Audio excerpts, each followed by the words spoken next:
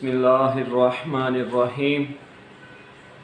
حضرت برا بن عازب رضی اللہ تعالی عنہ سے روایت ہے کہ نبی کریم صلی اللہ تعالی علیہ وآلہ وسلم نے 16 یا 17 ماہ تک بیت المقدس کی طرف منہ کر کے نمازیں پڑھی، اور رسول اللہ صلی اللہ علیہ وسلم چاہتے تھے کہ کعبہ کی طرف منہ کر کے نماز پڑھیں۔ بالآخر اللہ تعالیٰ نے یہ حکم نازل فرما دیا۔ ایک شخص نے نبی کریم صلی اللہ تعالی علیہ وآلہ وسلم کے ساتھ نماز ادا کی، پھر وہ چلا۔ اس کا گزر انصار کے کچھ لوگوں پر ہوا جو بیت المقدس کی طرف منہ کر کے عصر کی نماز پڑھ رہے تھے۔ اس شخص نے کہا کہ میں گواہی دیتا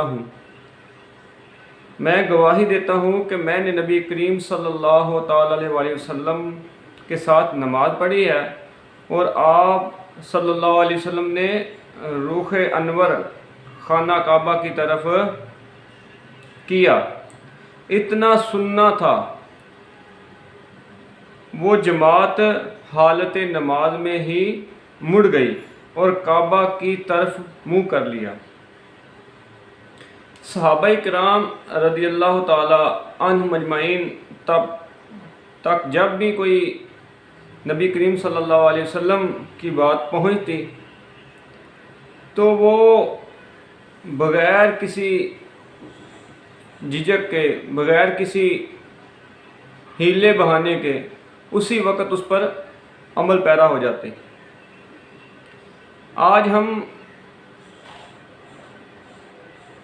محبت رسول کا دعویٰ کرتے ہیں، لیکن اگر ہم اپنے اندر جھانکیں تو کیا ہمارے سامنے رسول اللہ صلی اللہ علیہ وسلم کا پورا طریقہ موجود نہیں ہے؟ آپ صلی اللہ علیہ وسلم کی سنت ہمارے سامنے ہے، کس طرح بیٹھ کے کھانا ہے، کس طرح ہم نے لیٹنا ہے، سونا ہے، کس طرح ہم نے وضو کرنا ہے، کس طرح نماز ادا کرنی ہے۔